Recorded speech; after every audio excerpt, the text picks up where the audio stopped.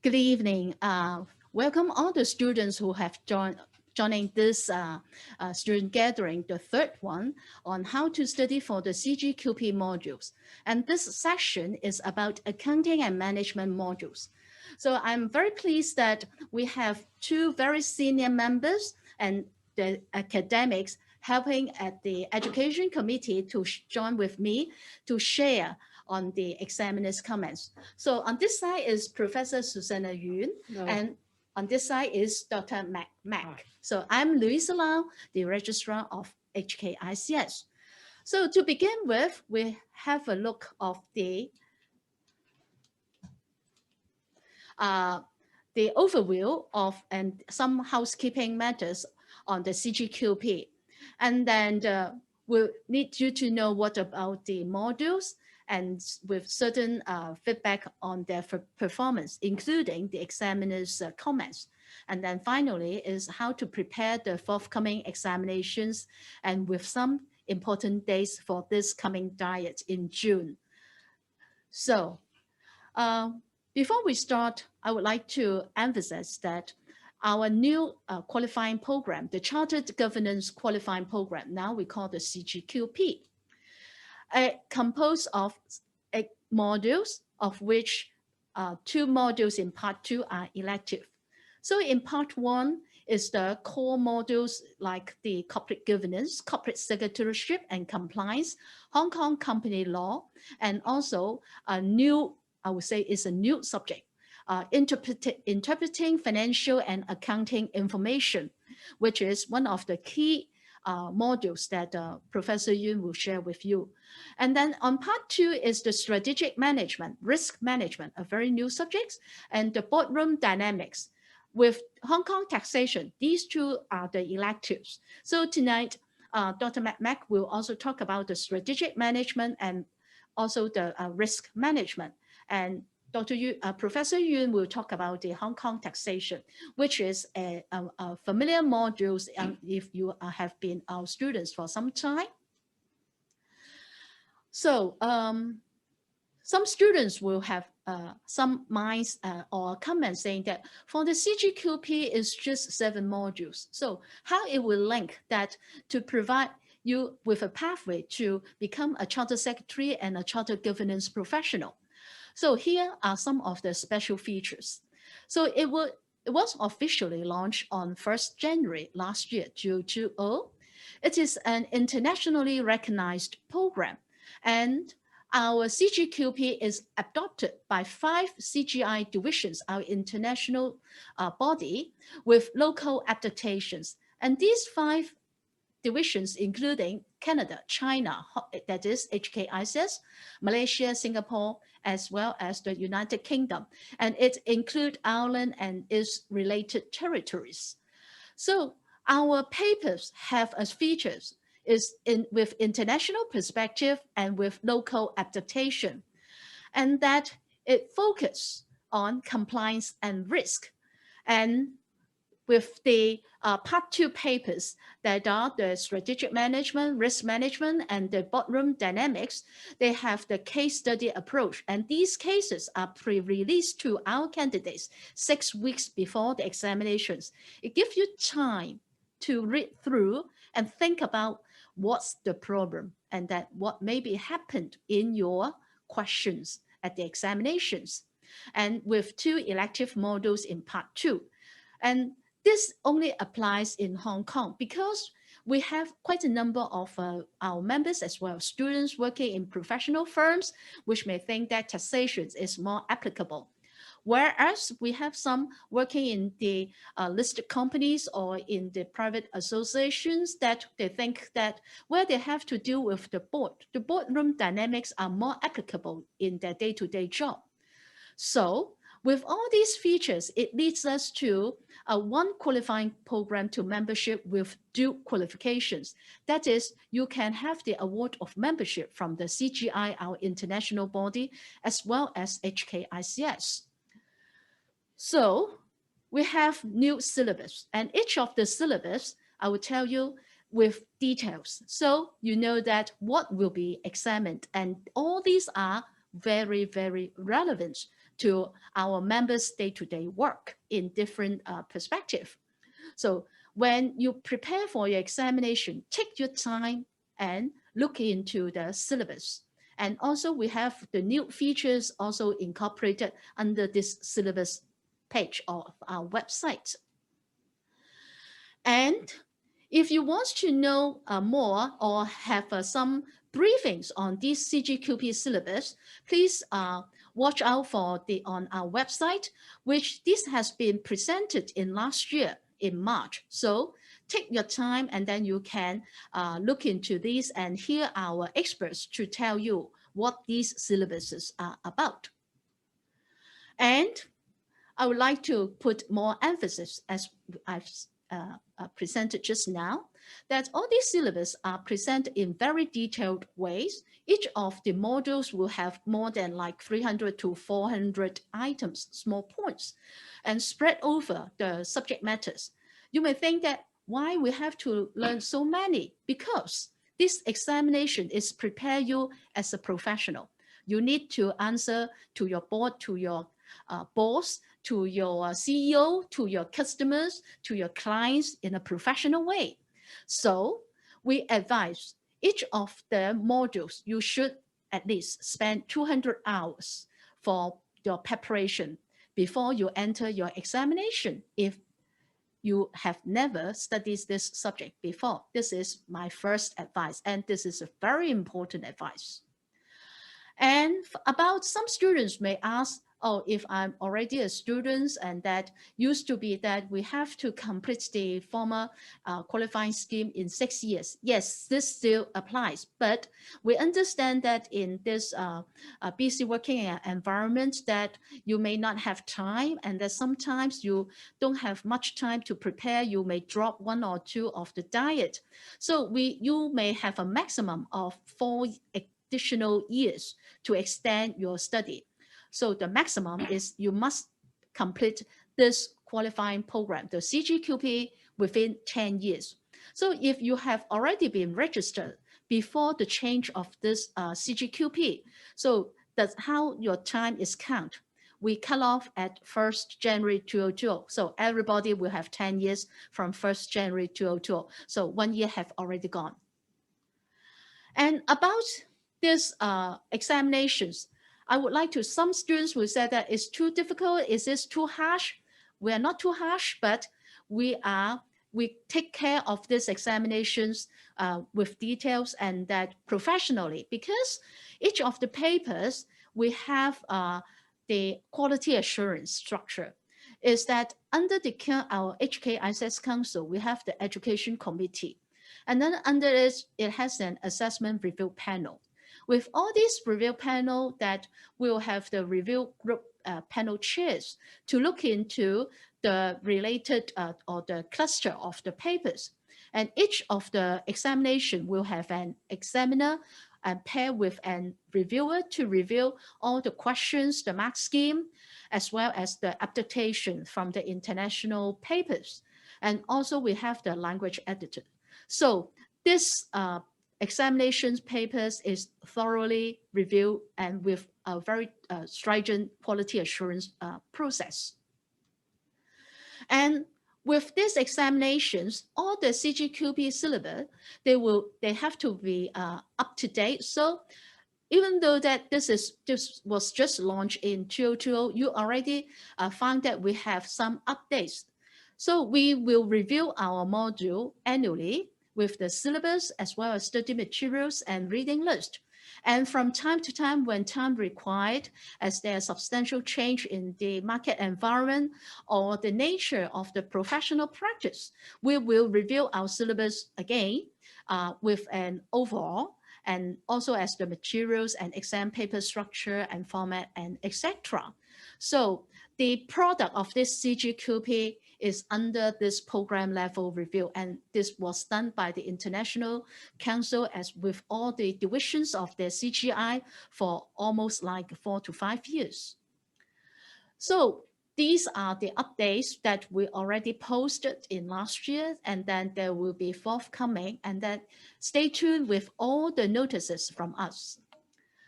And these are the first examinations in November last year. So what do you know about the modules? I think I've already reminded you to read the syllabus. So when you enter, before you start your examinations, or that before you do all the study, you need to know what will be tested and that how this will be tested. So all the 8 modules are in written examinations with 3 hours plus 15 minutes reading time, and all papers composed of 100 marks. So this is very standard for all the 8 modules. And that, but for the interpreting financial accounting information, it is quite different from the other modules, because it's divided into 3 sections: Section A, Section B, as well as Section C. Section A and Section B both are actually compulsory. You have to answer all questions. Section A is 5 questions, short questions with 5 marks each, so a total of 25. You must answer all the questions. And for Section B is that you have to answer 1 question of 25 marks. It's a compulsory. And for Section C, you can choose 2 from 3 with 25 marks each. They can be scenario-based or non-scenario-based questions. And for the also in the accounting areas that we group together is the Hong Kong taxation. This does not have much changes from the previous examinations that have been held for the last decades. So it's still also 3 hours, 50 minutes reading time, 100 marks, divided into 2 sections. Section A is a case study with maximum of 5 compulsory questions consisting of 40 marks. And for Section B is you have to complete 3 questions with 20 marks each out of 5 questions. So if you have sometimes you are too familiar with those, then you may have difficulties because of the selection, which questions you can get more marks. So you have to have clear minds. And for other part 2 papers, which will be more on the management side, are the risk management and the strategic management modules. And these are also pre-release case that you will receive it 6 weeks before the examination, 3 hours exam time with 15 minutes reading, and that you have to attempt 4 questions in total. Section A is based on the pre-release case, and it composed of a very high percentage, 75 marks. You have to answer 3 out of 4 of the questions, and each has 25 marks. And Section B is not based on the pre-release case study, which you have to answer 1 out of 2, 25 marks. So you see that under these 2 papers, you don't have much choice. So your only choice is that you need to have a good coverage of the syllabus with all the knowledge and all the key principles and how to apply your principles. So with the CGQP, because of the COVID-19 last year, that we have canceled the June exam, and so the November exam in last year is our first examinations. Certain of the performance of the students, I would say that in general, for the papers is the interpreting financial and accounting information as well as taxation. The IFA, in short, it performed quite well, and that quite out of our surprise. And that we will say that those who study and read the principles, they can do quite well. And in particular, those students who have attended like the examination technique workshops or the video record the examination technique seminars, they perform better than the overall students. And for the strategic management, that it has 100%, although the student number is not too many, but what it interprets, we don't believe that 3 hours exam technique workshop will help us. But what it meant is that those who attend the exam technique workshop, they got some insight from our tutors, and that they know how to prepare for the examinations.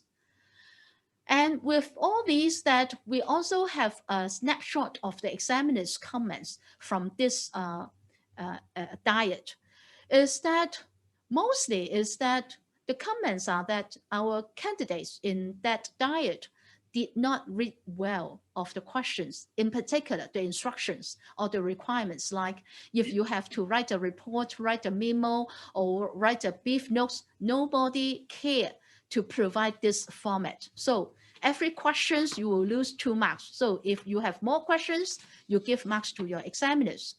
And then the time management is not doing well, so they miss certain questions. And about the pre-release cases, in particular, the part 2 modules, that quite a lot of the students did not read the facts well, and then they don't interpret the cases. And so when they enter into the examination, they were quite blank about those characters or the events happened amongst these characters. And also, the revision is a lack of full coverage of the syllabus required, and also which are related on the online study materials. And so quite a number of them will think that, oh, I'm practicing, or that I can do just what I practice. But remember, you have to gain marks. So how you need to put theories and practice together, and also put your study time.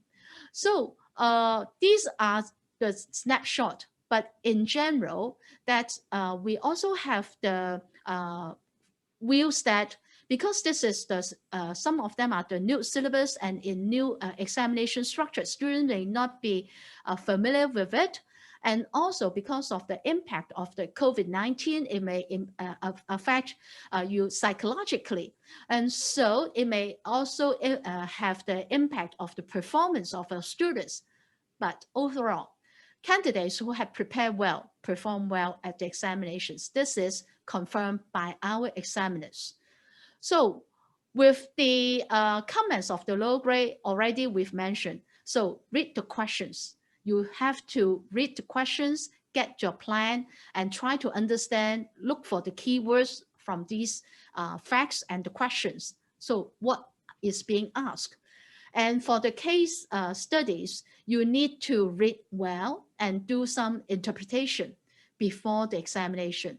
And so you can broaden your thinking in the approach to the answers. And for the preparation of the examination, so all would advise that you have to read your online study materials, because when setting the questions and getting the mark scheme, all answers can be found in your online study materials for each of the modules. So there will be no out of syllabus. And that you need to cover well of the syllabus. Don't just pick what you like or avoid what you don't like. And about the passing or how the papers are graded, I would like to give some example, and all these it can be found in the suggest answer mark schemes, which are available online for each of the paper. And that the most commonly failed papers is that they try to attempt, but they don't give a clear explanation. So unclear and not explained in full, and not directly linked to the scenario of the questions. And then they cannot demonstrate their knowledge. So demonstrate very limited or no knowledge of the principles. So you have to read well for those principles, theories, in order that you can apply this theory in practice. And that with limited analysis, don't give what you know to your examiners. Just like when you're working, you can't give what you know to your CEO or your directors. You have to explain explicitly. That is how you are trained under these examinations. So for those who get the pass with green, yes. So you can explain the concept, you can provide relevant points, you demonstrate your knowledge of the principles, as well you can make links between the theories and practice. And also sometimes you can make a good judgment with examples. These are pass grades. So for the merits and distinction grades, so with more clear explanation, relevant points, and that usually is you can communicate in a logical written structure. So that is your presentation. and that you can provide strong links between the theories and practice and in-depth analysis. So how you bring your facts, you explain, and then you look into the features and that you put it into practice. And then you give a clear judgment and support by comprehensive examples. So these will get merits in that questions. So some students will complain that, oh, syllabus too long, too much to learn, and then there's no guidelines or not enough times to study, and then you can't focus due to heavy workload or other commitments. So I would just can only emphasize that this is a professional examinations. This is the foundations which we test, assess our future members. And that this is also give yourself a trial, or that to train yourself how you explain yourself to your boss, to your clients, to your board of directors, and that to your colleagues. So this is why this is how we test, and the foundation where the first criteria that all our students have to pass the qualifying examination for the route of membership. And so after giving you an overview, so I will pass the time to Professor Susana Yuen, and then she will share with you the examiner's comments on the interpreting financial and accounting information and Hong Kong taxation. So I think that you will hear more from her of how the goods and the bads comes from this last diet. So Professor Yuen, I pass over to you. Thank you, Louisa. Lily.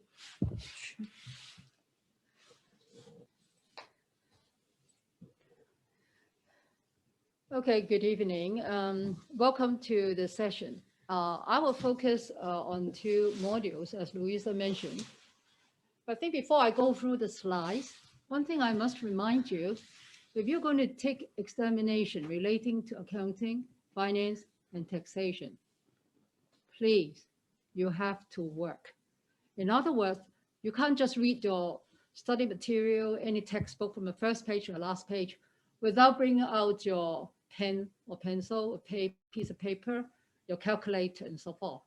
Because, as we said, habit actually will come from practices, okay? So if you don't practice the computational part, it'll be difficult for you to pass these two modules. I can assure you that, okay? For the first subject, we're talking about interpreting financial and accounting information. That's per the module name. We said interpreting. That means just calculation is not enough. But if you go through the performance of the diet here, that we found the overall performance was acceptable. Actually, it was much better than what we found in the two paper separately examined in the previous framework. Why? Maybe because some students found that combining accounting and finance topics will make you actually more focused on certain topics. And the finance topics is not really so wide as it used to be. But of course, as Louisa just mentioned, that the syllabus actually getting quite wide. And then when we first looked at it, we were a bit worried about it. But we found that we have topics more focused. So you must read the syllabus very carefully. So it'll be extremely difficult for candidates to get full marks for many of the questions, because I think the answer range was wide. But that's what I always advise my students. Don't try to answer one particular question. Spend all your time, like over 50% time in answering one question. And then you found that you don't have time to answer the others. My recommendation would be you should attempt all questions required. This paper or module divides into 3 sections, and you found that section A actually are short questions. In fact, they are quite simple and quite, I would say, very easy if you have studied well. Basically, a focus on principles. Section B In fact, if you are familiar with the format of the exam paper, you find that this compulsory paper, this compulsory question, and focus on ratio. So first thing, you need to know what ratios to compute, but the most important thing is how you analyze it. That's how you gain marks. Section C, you can select 2 out of 3. And in the last diet, we found that more students selected question 7, which was a very traditional question in finance, using NPV for investment appraisal. But generally, candidate did better in section C than in B. Why? Because they failed to do the analysis well. Section A, I won't go into details of all the questions, but I'm just saying that I was quite surprised that some students did not know what qualitative characteristics of financial information, which is actually the first lecture of any financial accounting. So if you can answer 1 or 2, like prudence, relevance, fair presentation of information, actually you get the marks very easily, okay? So, so if you know the concept, then this will be a very easy question to master and gain marks. And the second question is about principles, main principles that underpin consolidation of financial statements. I think most students always ask the question, do I need to know how to prepare consolidated financial statements in this particular module? We don't expect company secretary to prepare all the financial statement, but at least they know how to prepare that, but in order to advise the board. But one of the basic principles of the consolidation of financial statement, you must emphasize the relationship between control and ownership interest. So you have control, that means you have majority of voting rights. But ownership interest may not necessarily represent control in a company. So this is a very important thing one must follow. Question 3, this is about capital rationing situation. So I think many candidates did well. And in fact, this is quite a common topic in finance. So you have to mention about or explain what capital rationing is about. But of course, some students, they didn't even know what capital rationing is about. So even they tried to answer this question, they did not gain many marks. Question 4, we're talking about revenue from contract with customers. Some students, when they answer this question, it's a core principle underlying the HKFR S15 that when will you recognize the revenue? But of course, some of the students did not do well because they did not understand the question itself. But what I'm trying to emphasize, relevant. You must provide relevant materials. And number 5 is about statement of cash flows. A very important theme of the answer, you must present as a lender, from a lender perspective. Don't answer just, oh, there are 3 principal activities in a company reflected in the cash flow statement, without really mentioning you are talking from the perspective of a lender. So please read the question carefully. Don't just put down what you know in the question. So this is a common mistake by many candidates. Now, section B. This is actually a very familiar question to most of you, because if you have paid attention on the question set in the previous framework, you'll find the accounting ratio seems to be a compulsory question all the diet. Now, for the accounting ratio, you need to know what are the relevant ratio, okay?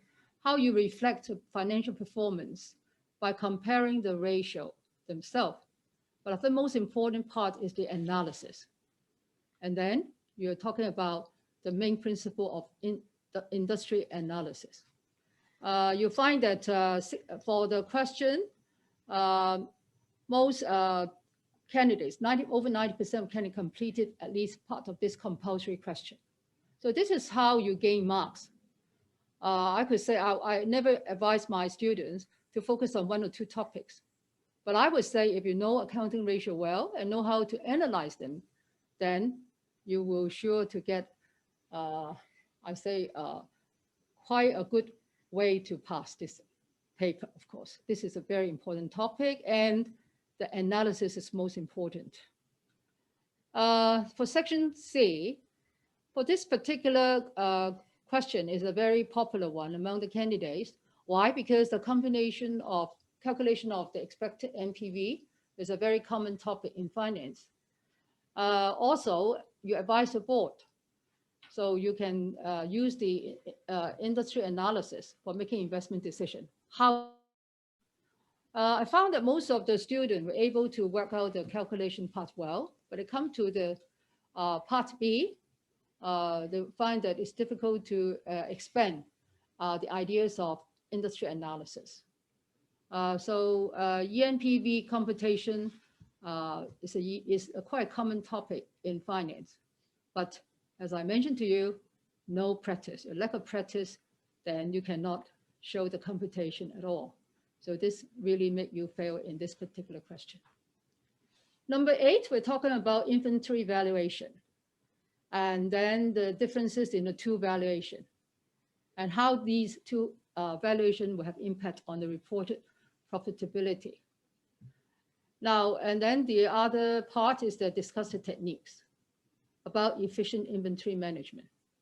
This is not a difficult question because inventory valuation is a common topic also that we need to know, especially we're talking about certain costs are not to be included when you value the inventory. So you need to follow that particular principle. So you're the one who help the manager to explain to them why the valuation is wrong or which one is better and so on. So you need to put down enough detail. Now, it's one of the techniques a student need to think about, because when they put that answer in a question, sometimes when I invigilate, say, some of my students' examination, they just hold a pen, so did not start at all. So you must put down something, even though you may think that it's not sure whether the points are valid. It's good for you to put down something, okay? Number 9, we're talking about main types of financial markets. We're talking about market efficiency. So the efficient market hypothesis in B, you need to talk about different levels of market efficiency. So actually, majority of candidates did this quite well, but some of them is because they don't know how to expand the points, even though they know the certain levels, weak form and strong form whatsoever, but they did not know how to explain it. So this is, I think, how some candidates cannot score marks in this particular question. However, you'll find that market efficiency, which is quite, also as I mentioned, a very common topic in finance. This is why I think why you have better score in this particular module, because the question focus more on the basic principle. But I think you need to understand the financial market in order to recommend to the manager. Okay, so that covers the first module. So here we come about Hong Kong taxation. I hope I'm not rushing through my PowerPoints. Maybe I slow down a little bit because I hope you can understand my English here. Now, general comments. The Hong Kong taxation, you cannot avoid a lot of computations, but you can realize that for this particular module, the question always divided into 2 or 3 parts. So at least one part must be focusing on computation.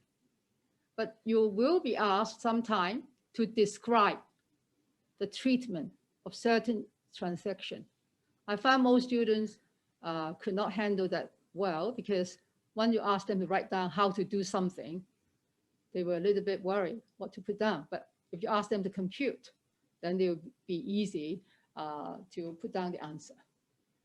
But of course, what make this paper, the performance of the candidates weak, because most of the students, they memorized answer from past papers. So as we always emphasize, read your question carefully. And what's the focus of the question is very important. If you repeated the facts without analysis, you won't gain high marks. So preparation, and preparation is very important. Especially you must compute, start computing, do some exercise. Okay, section A is a compulsory question, and we have section B, 3 questions selected from 5. You'll find that the question 2 is compulsory, but examines salary tax, whereas 3 and 5 dealt with stamp duty and personal assessment. I must say for taxation, the coverage is wide. However, you'll find that the examiner is very good in setting the paper to cover all the topics. So in other words, don't choose a topic to study. Prepare all of them, if you can. So allow 200 hours of study, important. So question 4 on depreciation allowance, very popular one. The trouble with some of the students, they could not tackle the differences between commercial from the residential buildings and so forth. So this makes them very weak in performing this particular question. Question 6 on profit tax. Actually, I'm quite surprised why only a few candidates attempted it, because when you were revising or preparing for taxation examination, I'm sure that profit tax assessment must be one of the questions that it will be examined. I'm not giving tips to you, but I think if you look at the importance of all the topics, they are all important, but profit tax is a very principal part of taxation system in Hong Kong. So basically, some students, they were weak in the paper because they have no knowledge of the relevant topic areas. So section A, we have number 1 is compile Hong Kong profit tax computation. So overall is satisfactorily performed. So, but one of the very important thing, I will start to remind you, some of you might have heard about it. When you are presenting the computation, you must show relevant workings. Because if you don't show workings, just put down a figure there and you did your computation or workings on your question paper, which you will not hand it in and so on, then you'll find that no one can trace how you compute certain item. You'll be given marks on the procedure of computation rather than just the final figure. Please remember that. Okay, then when it comes to analysis, tax implications, and the tax treatment adopted in your computation in part A, then you'll find that the analysis part actually will include various items in the tax computation. So you must able to analyze the income expenses in a business, which will help you to work out the tax liability for the business in that particular assessment year. So be able to know how to analyze them. Then your advice. Now, advice actually is how you write it. So in other words, you have to apply what you have learned, what your computation figures and results show you, and then you need to advise the company concerning lodging an appeal. But I think one of the important part is they mix up appeal from objection. So think about the two different terms. So you have to know about it. Overall common mistakes. I think the new legislation, we talk about deduction of expenditure on research development activities. But unfortunately, some students could not classify the expenditure into type A and type B. That means that what are deductible amount, what are allowable and not allowable. So this is a very important part before you compute the tax liability.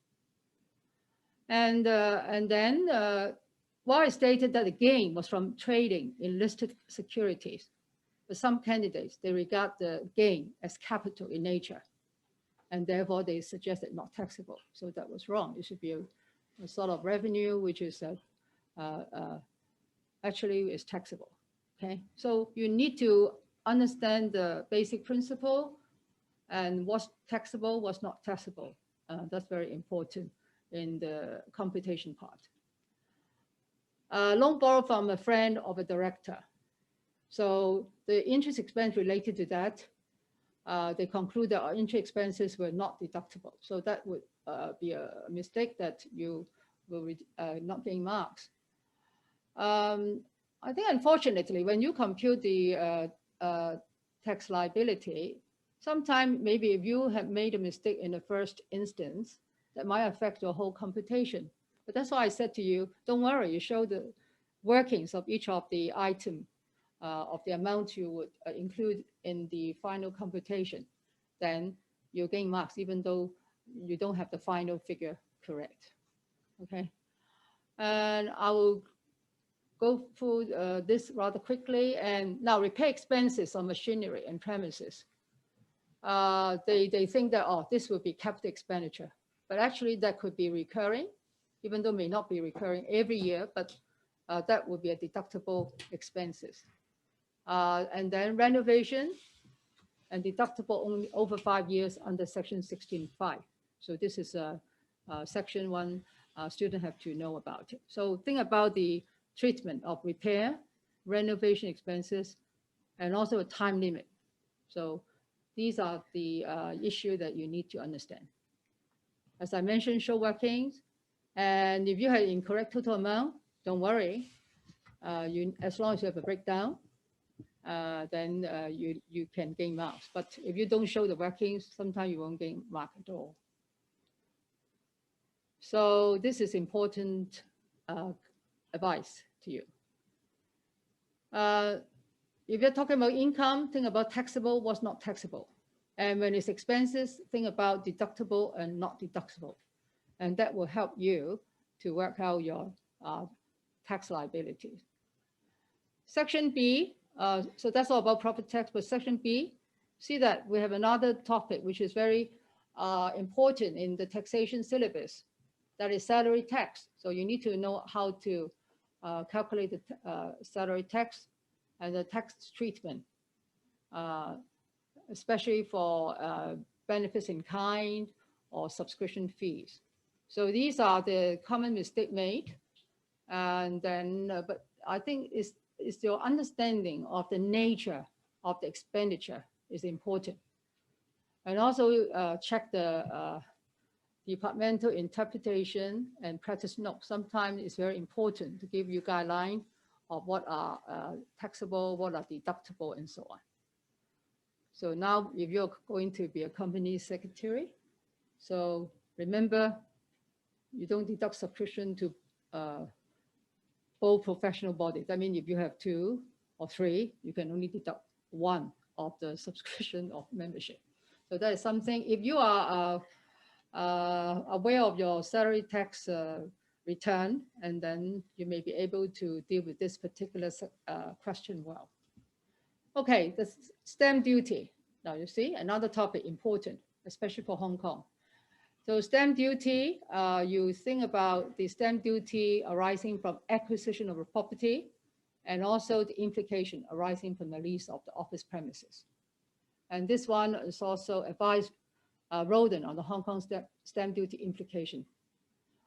So stamp duty actually is a very complicated topic. It's getting more complicated. But I think this is also an important source of revenue for the government. So this is an important topic that you need to know. So we found that stamp duty overall performance was satisfactory. So there's some mistake in the calculation part. And so please take a good look of the slide and think about how you're going to avoid it. And then depreciation allowance. This is under property tax. So you must show your computation and how to work out the depreciation allowances. And then you have to produce the schedule of depreciation allowances, another deduction in respect of other. So again, you find that not many students attempted this one, only over half of the candidates. I think it's maybe some students did not prepare this topic well, so they were not so eager to answer this because they're afraid that they would not get very good marks from this particular question. So here the basic principle is a classification of the industrial building or commercial building because they will have different implication. And then what's the qualifying expenditure? You need to understand what they are, especially when it's if the building qualifies as an industrial building as opposed to commercial building. So you find the qualifying expenditure would be different. Then environmental protection installation, they did not show very clear way of presenting this particular calculation. So please take a look at that. And then they put all the assets into pooling system, while instead they qualify for one-off deduction under section 16B or 16G. So again, you notice that even though we said for taxation, you need to know the ordinance as well as the underlying method of calculating the liability and so on. So this is something students need to have practice. Personal assessment. Now, I told you, you can never get away from these common topics. Personal assessment is another one, attempted by nearly one half of the candidates. I would have said if you're working adults, you have paid tax, then I'm sure that you know how to deal with personal assessment. Okay, so you advise Stephen and John on the tax liability under John personal assessment. So the property tax computation was well, but one thing they did not adjust the contribution to a tax deductible voluntary contribution account. So this is something you have to know when you are dealing with personal assessment, okay? Mandatory contribution, this is also important in affecting your judgment. And then advise Stephen on the following: tax treatment of the commission that his sole proprietor business. So this is a sole proprietor owners, and you need really to tell the owner how to work out the tax treatments of the commission. Now, one of the very important issue, you must really get familiar with the DIPN. You notice that they come out by the comments of the examiners very often. So that means most of the students, they might understand the ordinance themselves, but when it comes to interpretation, then you really need to get some references out of these notes, okay? Did not demonstrate how to determine basis period of a new business. Now, this is actually quite amazing because this is something, a very fundamental knowledge that students need to know before they can compute the tax liability. So the basis period, you need to know how to determine it. Advise the management of the profit tax implication in respect of the trademark transaction. So this is another area which I think may be not so common, but as I've told you, as the number of questions in the module, we have like 8 questions and so on, though the coverage could be very wide, but you need to know what to work out, which is familiar to you. Okay, so due to the limited time, I won't go through all the points, but one thing I would like to advise you, show your workings in your computation, and that's how you can gain marks, even though you have a wrong final answer. Thank you. Thank you, Professor Yuen. I think is that for these 2 papers, in particular, the Hong Kong taxation, it is not a new module. No. But we have some change in the focus, is that not just for computation, but also on the analysis part. So it goes back to actually the tax taxation system in Hong Kong is not too difficult. No. But what we need to know is the details. Yeah. What are the taxable and non-taxable? What can be deducted and non-deductible? Yes. See, and that all the basic 4 types of taxation you must know well. Exactly. Yeah. And that like the profits tax or the stamp Salary duties tax. is all deal with the commercial and you are working as a governance professionals or advising your clients or as a company secretary, sometimes you have to know. Yeah. Or that on the other hand is that if you are working like for yourself or sometimes for your board of directors, that you have to help them for the salaries tax as well as the personal, the personal assessment types, and then you advise him what will be the benefits. Right. And I think when students look into it, you need to think about your company. What will be involved in your company in the business transactions like the trade and how you protect your own account or the asset, tangible or intangible. Right. So I think is that don't think this is too far away from me. I think taxation is more close to our day-to-day life. Exactly. I think I like your point about put yourself in the position. Yes. I mean, if you are going to ask to advise the management or the board as a company secretary, your role, what's your role in the advice? Yeah. And even for the personal tax is something you may have to deal with every year. Yeah, right? you have to. And then you fill might in apply your own knowledge, right? Yes. And So advise the board, the directors. I think is that after studying this, we know how to fill in at least the tax forms. Exactly. It's not too difficult. Yeah. So put it as that, make it, because our papers are very practical. Don't think that we just test something which is out of the blue moon. Is actually happens every day in every of the business associations or the organizations. Okay, thank you, Professor Yuen. And that's so it's time that we'll pass the mic to Dr. Mac, talk about the strategic management and the risk management, which I think you'll have more to share with our students here. So pass over to you. Okay, good evening. I'm glad to be here with you to share the examiner's report. After studying it, it can improve the result for your next diet in the examination. First, I'll talk about strategic management. Strategic management, the overall performance was satisfactory.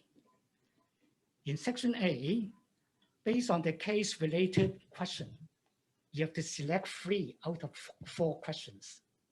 For section B, there are 2 non-case related questions, and you only select 1.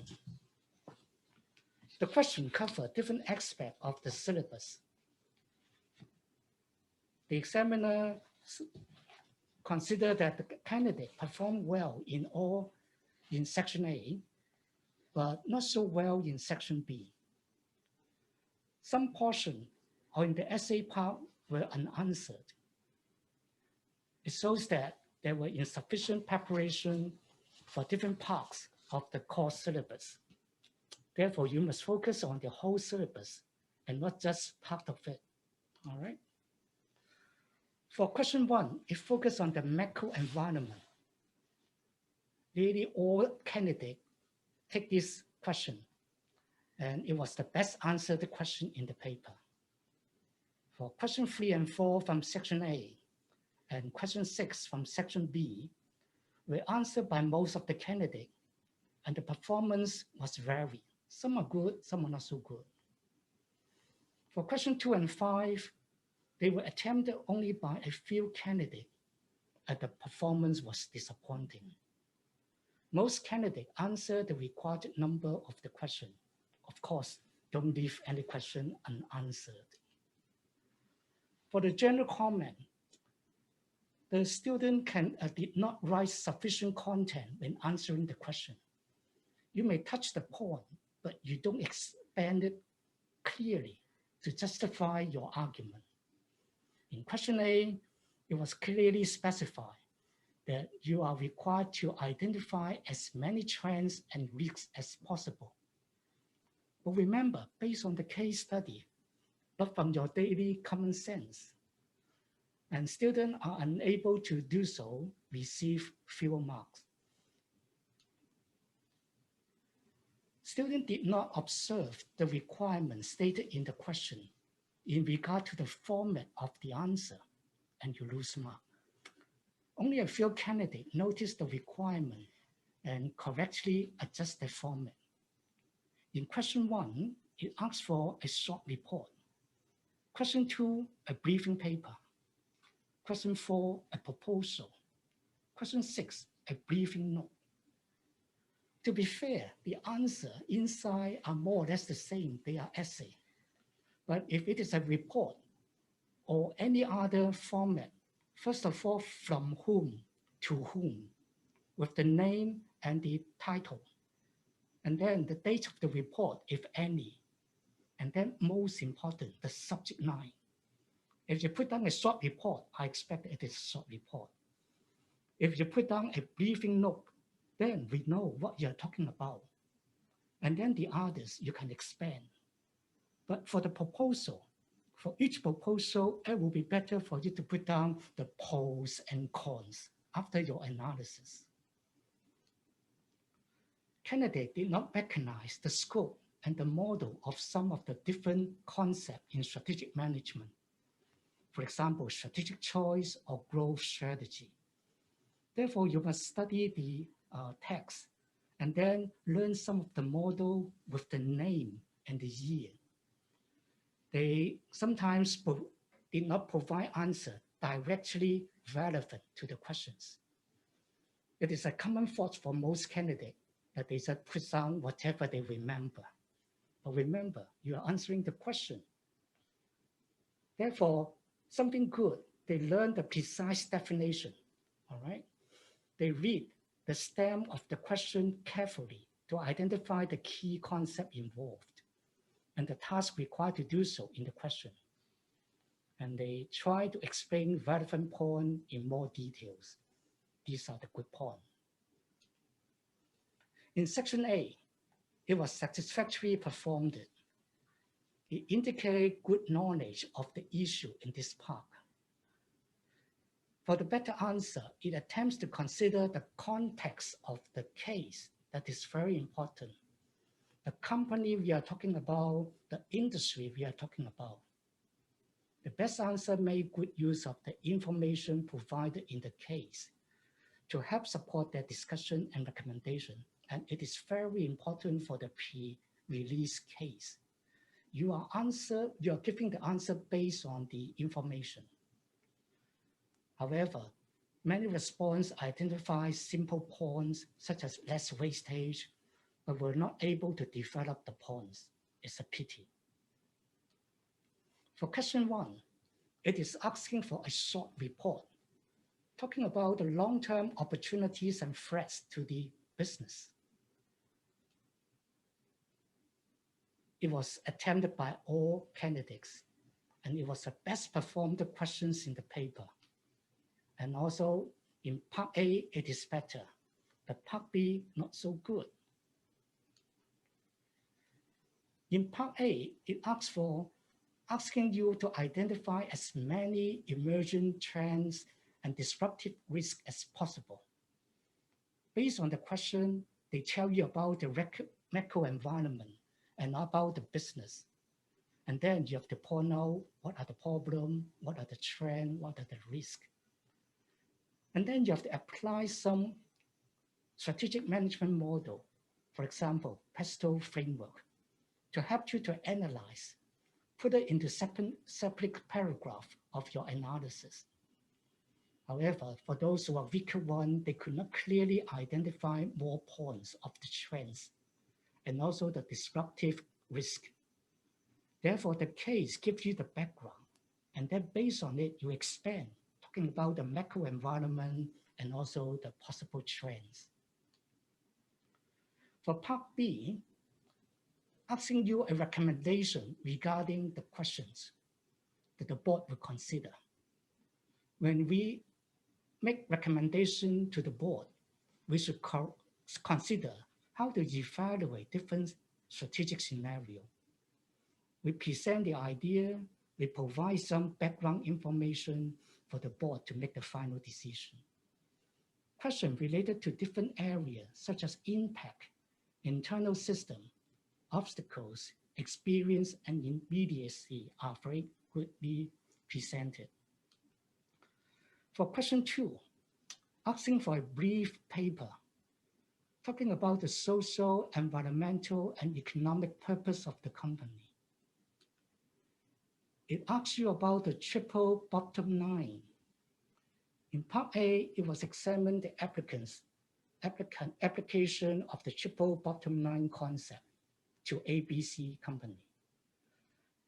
But some candidates failed to explain the triple line concept and could not discuss its applicability to ABC. For the triple line concept, from the study material, you notice that it's related to finance, value to the stakeholder, and its impact to the business or to the industry. But when you ask to study this, analyze this, you must notice that it is a social enterprise. Therefore, comparatively, finance is not so important. For question B, 2B, asking you to explain the value of ABC by updating its mission statement. In the case, it gives you a very good mission statement of the company. Therefore, you have to discuss what is the purpose of the mission statement, and should we update it, a link with different elements of organizational purpose and the value to be gained by updating the mission statement. So we change it every year. We change it because we have new business. Able to explain the benefit of updating the mission statement and discuss how it relates to other elements of the organizational purpose. For question C, the board of ABC is planning for growth and asking you for suggestion. Then they give you the strategic choice and growth strategy. This question and the performance was satisfactory in Part A, but not so good in Part B. For A, you're required to compare two techniques that the board could use to explore the alternative. Part A examined the use of techniques. Was candidate able to use some common framework to discuss the strategic choice, such as Ansoff, metrics, and Porter's generic strategic choice? However, the weaker candidate did not make a comparison between the two techniques. The application of the technique to the case study was inadequate. For 3B, assuming that the ABC is building a strategy for growth, and then what are your pros and cons for different options? For Part B, you have to examine the pros and cons of each strategic pathway. There are three types of growth: organic one, acquisition, and strategic alliance. For the good candidate, they provide a good discussion of the three strategic growth pathway. But for the weaker one, they could not identify or discuss the pros and cons of the pathway. For question 4, it asks you about the strategic direction of the company. The question was another popular question. And then the performance was not very satisfactory as expected. Part A examined the concept of the organization structure and its relationship to strategy and design. The good student identified the factor relevant to the appropriateness of the organization structure. But only a few candidates provide the analysis and recommendation on the appropriateness of the current organization structure. Is currently they are doing good? If so, why change? If it is not so good, why not so good, and what kind of change should be made? For 4B, talking about the roles reporting to the CGO, talking about reorganization, and you are required to write a proposal about the changes in organization structure. The good point is a clear description of the role of executive team member and a good rationale for change of the current structure are presented. It shows clear link back to the sector challenge that the strategy was designed to address over the next 5 years. For section B, you are required to choose 1 out of 2 questions. For the big bang, talking about strategy analysis, planning, and implementation. talking about the emergent changes facing the bank. And question 5 talk about the two model of strategy planning and implementation. Good students examine the way in which a bank can manage the inherent tension between stability and change in the strategic context. They have to discuss the planning and implementation from the perspective of both the rational approach and the emergent strategy. The question on the scope of dimension of ethics and change management was attempted by most candidates. The performance was varied. Candidates' performance was satisfactory in Part B, but not so good in Part A. For 6A, it examined the relationship between business ethics and strategy development. However, only few candidates discussed the different scope and the dimension of ethics and its impact on the firm. For 6B, it is recommended the ways about the firm to overcome the resistance to change. In the textbook, there are many concept models about resistance and how you can overcome the resistance. And that is for the strategic management. So while we are, Dr. Mack, while we are changing the slides, I think for this strategic management, when we look into the most of the comments that they do certain part well and certain part not well. For those two which are not so well done, mostly are more related to the principles part. Yeah. And so what we advise, they have to really look into the strategic models, because I think strategists look into more of these models for you to help you to think about the strategy rather than you just think out of That's right. the facts. It is easy to say go or no go, Yeah. but you have to justify your choice based on the academics work and also on different model. Therefore, the text is important and you make use of it to justify your answer. For risk management, let us take a look. Okay. The overall performance was not so satisfactory. Might be the candidate is unfamiliar with the question style. And in section A, similar to strategic management, 3 questions out of 4 from a pre-released case. And section B, 1 question out of 2. For question 4, it dealt with enterprise risk management and corporate social responsibility. It was the most popular non-compulsory question. However, the performance was disappointing. For the general comment, it covered various important risk management topics to test the candidate's competency in applying the concept and the techniques. The performance in section B with shorter questions are better. In contrast, section A with related long pre-released case text, some candidate misunderstood some of the questions. For question A, talking about major loss faced by a close competitor, what are the implications to the company?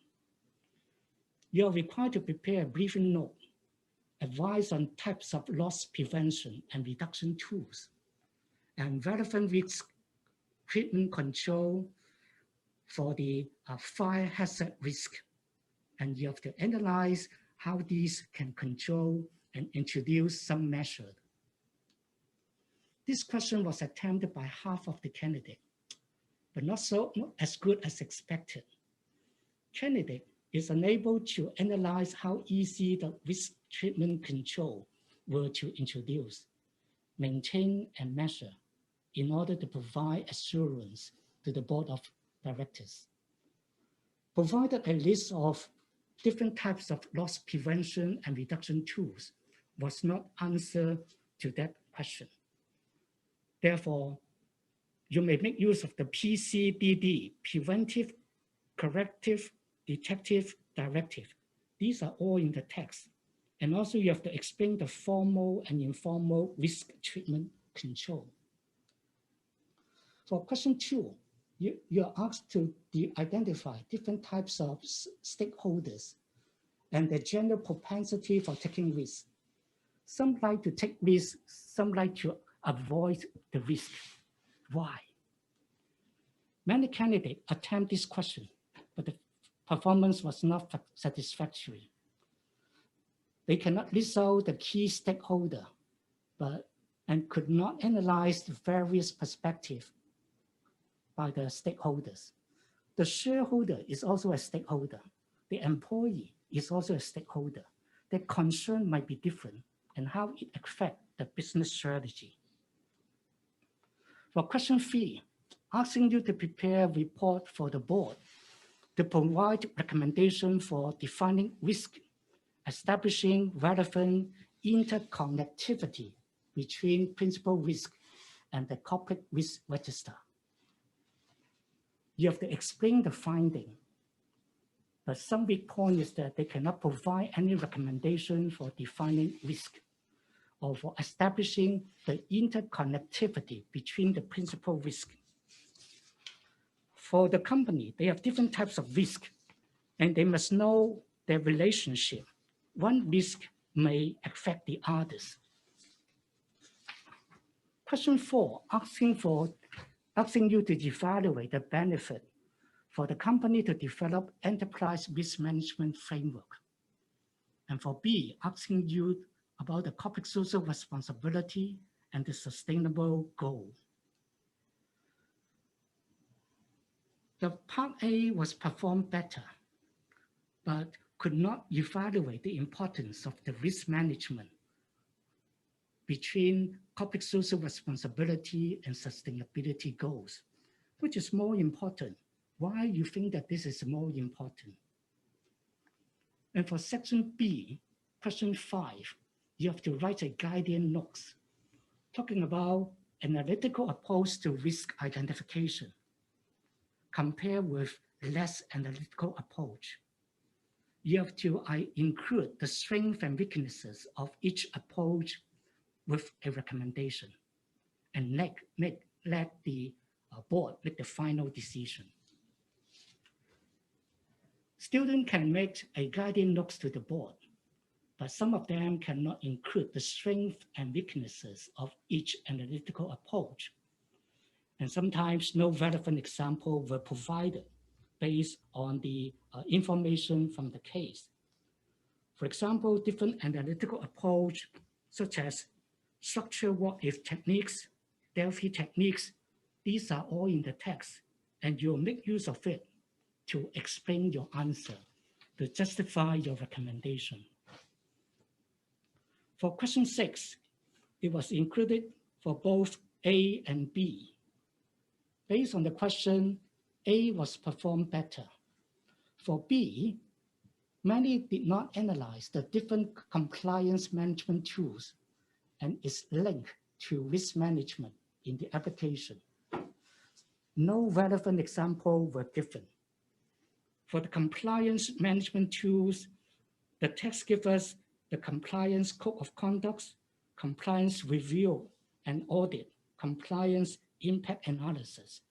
These are all in the text. You have to make use of it to help you to score a higher mark. My presentation ends here about the risk management. Generally, you must study the case in detail. And when you answer the case, you must use the information you have from the case as the context to justify your answer. In that case, you will score high mark. Thank you very much. Oh, thank you, Dr. Mack. After listening to those comments of the two papers, I think most important of all is that students should read the study text because quite a lot of these refers to the theories. And then you need to look into the principles, the theories of certain models to apply into the practical environment. That's right. So I hope that the students would aware of this, and then when they prepare for the next examinations, then they can do better. So after the examiner's comments, so let me go through very quickly quickly about the students' feedback on their own performance, because after the examinations, we have sent out a survey of students, and then with this, then we just look into the feedback. First of all, we have some administrative experience. It's about the like a housekeeping, how students do their online examinations enrollment, and then the pre-examinations communications. In particular, this time we have the COVID-19 precautionary measures. We send the message to each of the students at each module separately, and also the clarity and the ease of the invigilation process, and that students receive quite a long instructions. So here, most of the students give very good, they strongly agree or agree with all these in good hands.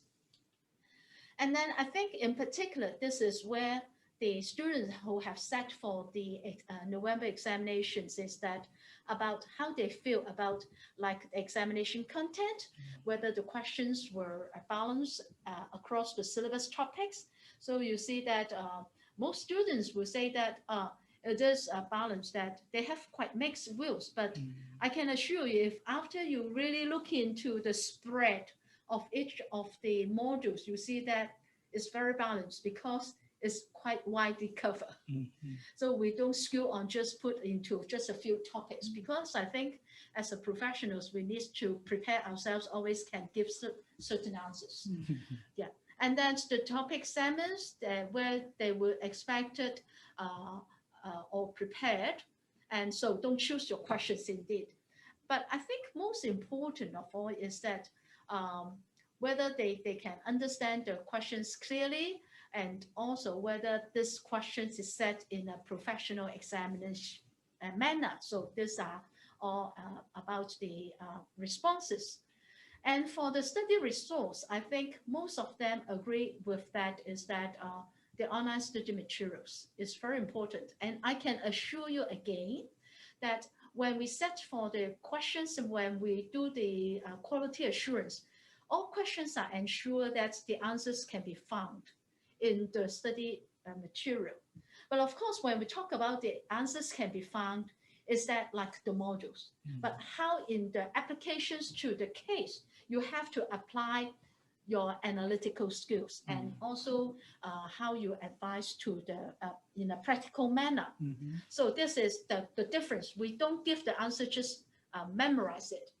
And so for other publications, they are also useful, because if you don't know what is a guidance notes, have a look of our publications, a report, all these, that we have some guidelines for you, and that all these we have topical issues. And I just look into like the CSR is widely required. It's a very newly required by the Stock Exchange. So we are topical. We test because we test our professional as a professional. And so we have other learning support. You have the past papers, but don't memorize the answers. It's not enough, good enough for you to gain marks, because the subject matters change and the requirements will change.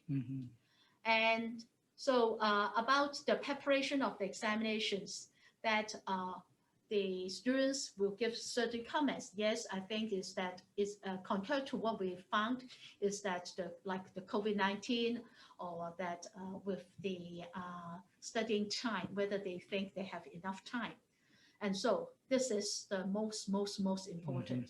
You must at least 100 to 200 hours, 200 in particular. This is a new modules to you. You know nothing about it. And so other recommendations is that study your use a study plan for 200 hours, use the online study materials.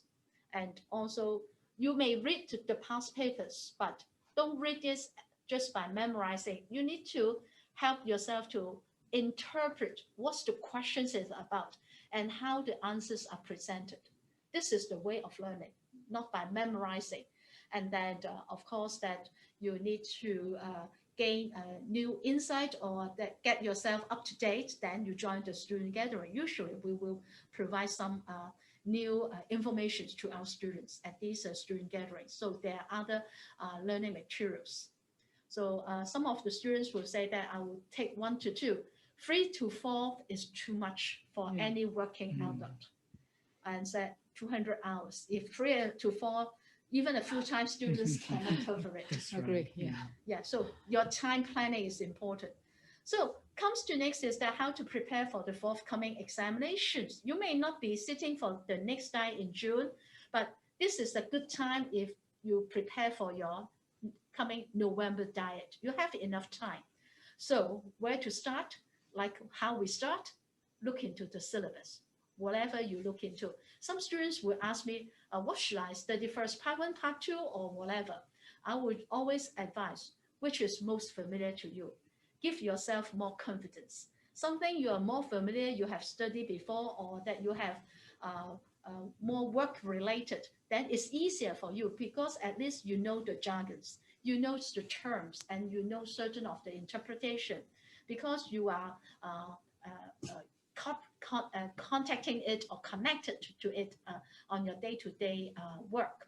And then you have to check the exam papers, like what are being asked, but not by memorizing the questions. And then you have to interpret. Then you need to register your online study materials. Use it online. Don't print, because if you print, you will lose a lot of information. And then when you have this in a general model, then you have to start is that before you enroll the examination, you have to plan whether I have enough learning hours for that model that I will take the examinations. You may take certain learning because I just put it here because we are still having the exam technique workshops, and that this year is we have a new attributes in it is that it's not just a 3 hours exam technique workshops. You also have a chance to answer the questions and then being marked by the lecturer of that workshops. And then he or she will give you feedback on your answers. So you know exactly what are the weaknesses, what good points or what weaknesses you have exposed in presenting your answers. So, but be honest to yourself. If you can make it like under examination environments for 2 hours, you do it on your own. But of course, you can do some adjustment or that some fine tuning so that you can present better. But you need to remember the examination time. So you have to time well. And so what to start with? Usually, I will advise students to do a skimming of the section. So you skim, and then you note what more or less is in it, and then you develop your big picture in each section, and then you build up your association because it's not distinctive one from the others, and so that is cover a whole. And then always think about you are in a corporate environment. You are the senior executives of that corporate environment. You need to deal with a lot of these questions. So when you put yourself into the shoes of the executives, you are more ready to think about the solutions and you are more eager to learn. And so then you start to read your past papers, and then you have a good foundation of the principles and theories, or like the models required. And then you apply this when you read the past papers. Then you don't read the suggest answer, but you present your answers, compare with the suggested one, so that you learn and then you compare with yourself. So I think this is our advice to our students, how to prepare for professional examinations. So come to the last part, some certain important days. If you're still planning for your examination, so be reminded that 31st March is the closing date for this enrollment. And so everything is online. You can do it on Saturday and Sunday. And then if you enroll for the free papers in part 2, that is the ballroom dynamics, strategic management, as well as the risk management, then you will receive your pre-release case study on 27th April. And then in mid-May, you will receive your admission slip with the document. Very important document is the instructions to candidates. I would just like to remind you when we have the assessment review panel meeting, and that there are quite a number of students forgot to write their names, or they put in the, they forgot to write in their questions, or not forgot to write their candidates' numbers. We can't identify them, or that they put in their names, which certain marks will be deducted. So read that instructions carefully so that you won't lose marks. And then the examination period is from 1st of June to 11th of June. So we only have the examinations in the morning section. So you can look into the examination timetable here, or that you can look into online on our website, so that you know how you plan from now on for your examination, as well as whether you need to take your leave for these examinations. And then these are certain of the learning support. We have all these in the schedule, and there are certain of the relevant, if like last week, when Dr. Davy will talk about the company law. If you never study company law, I would strongly advise you to subscribe the alternative introduction to company law. It's a 4-hour sessions put in part 1 and part 2. It gives you a company law in a nutshell, so that when you study for yourself, it's easier, and you have a month to read over. And for this certain topics that we have, as mentioned, that we have the examination technique workshops where you can work out your mock papers. That we still have some students. Actually, we closed the enrollment, but some students will say that, oh, I haven't have time to enroll. So it is open for next week from 27th to the 30th for the corporate governance, boardroom dynamics, corporate secretarships and compliance, Hong Kong taxation, as well as Hong Kong company law. These 5 modules are still available. If you are planning for it and you want to have a test of yourself, so please do enroll online. And also, most students always ask where I can look into the papers. Yes, everything download online, free of charge, but like advised by Professor Yuen or Dr. Mac, don't memorize the answers, just for your reference. The best is that when you do certain parts of the study, you want to test your own knowledge, you try to give a answer plan for that questions. Then you compare with that suggest answers. Then you know more or less whether you are in the right track. So we also have some free of charge events for our students, like on the 13th of April, I think I will advise students, if you are not familiar of the listing. So we have a free seminar only for our students on corporate governance for listing in Hong Kong. And that we have another session which we have invited a few candidates of last diet which perform well, and then they will do the examination experience sharing with you. And that about the future of the institutes, that I will advise our students to join the students forum on the HKISS name change, and that this is a Cantonese session, and that we also have another promotion event is on the governance professionals information session. This is in English session. So just stay tuned with all the information, and that remember to read our emails. All important informations we will send you from time to time. So if you need any questions, so you may contact us via email. And that I think most students will know that to write to student@hkiss.org.hk. And then you may also check out with our communications on all these social media platforms. So I think our presentations will come to an end. But if you need to ask questions, then we have the Q&A session. So students may open to send over your questions and ask questions. So while students, we wait for the questions from our students. So I would just like to have a chat with Professor Yuen first. So looking into this, when because Professor Yuen has largely spent time with us through the CGQP Yes.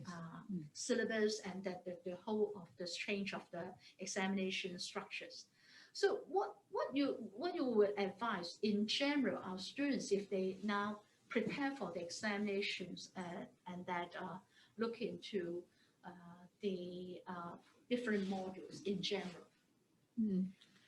I think I would suggest go for something which are the modules we do not need a lot of discussion, such as risk management, strategic management. I think most students in Hong Kong, they are quite good in figures and Yes. computation. So if I were the students and need to take all the 7 modules, then I would think interpreting financial and accounting information would be a quite straightforward type of approach to examination, and taxation as well. So these actually, if you know the basic principle, and then as I mentioned, one of the tip there actually, as Louisa mentioned, when you check the past exam paper, don't just read through it. You need to think about in your mind, what's the framework of your answer? So if you get the main framework, the procedure of dealing with those computational questions, then you're halfway to it. And then if you know the topics well, then do the analysis. But I would advise write simple English. Don't make complicated long sentences, which no one understands. And then just very key points. And also master your time very, very well. As I mentioned, if you select those modules, think about those modules which you're familiar with. If you're business students, I'm sure you're all familiar with management. Strategic management may be okay because most of the BBA courses, they have strategic management. I think it would be quite familiar to you. So that would be my advice. Yeah. So Dr. Mack, how about you? Get prepared for the examination. Good luck might come, but might not always. Therefore, read, review the past paper, study the comment from the examiner. You'll notice that what are the main weaknesses or strengths of all candidates. Make use of it to prepare for your exam, and you are at advantage. Yeah, I agree with that. yeah. Thank you for the advice from Professor Yuen as well as Dr. Mack. I think as there are no questions from the floor, and so I think our presentation for this third student gathering will come to an end. And so thank you once again for both of you My coming to pleasure. the Yeah. office and then to share your informations, in particular, very important information on the examiner's comments. So we will, I'll close this gathering and thank you. And then so I will say good luck to all the participants tonight for your examinations, and stay healthy, and also good night, and then we'll see you later. Actually, one last tip. Okay. Don't study overnight. Yeah. My experience told me, if you study overnight, you wouldn't be able to have a clear mind to tackle your exam question the next day. Okay. This maybe we're too long. Real right? experience. Yeah, but I would like to remind that professional exams is quite different from our studying like a BBA or a master degree program, because they will certainly you have the contact with your tutors or the lecturers during the classes. You know more or less where you focus. But for professional exams, we need to be fair. So I'll say that our coverage is widely spread.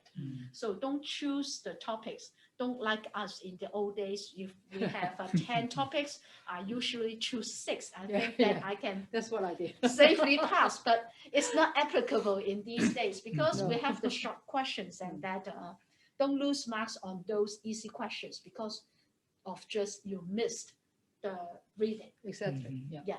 Okay, so I Okay, think yeah. that is our last advice and that good luck to you all Yeah. and Wish you all success. Okay. yeah, and good night. Yeah, Thank good you. night. Bye-bye. Bye-bye. Bye-bye. Bye-bye.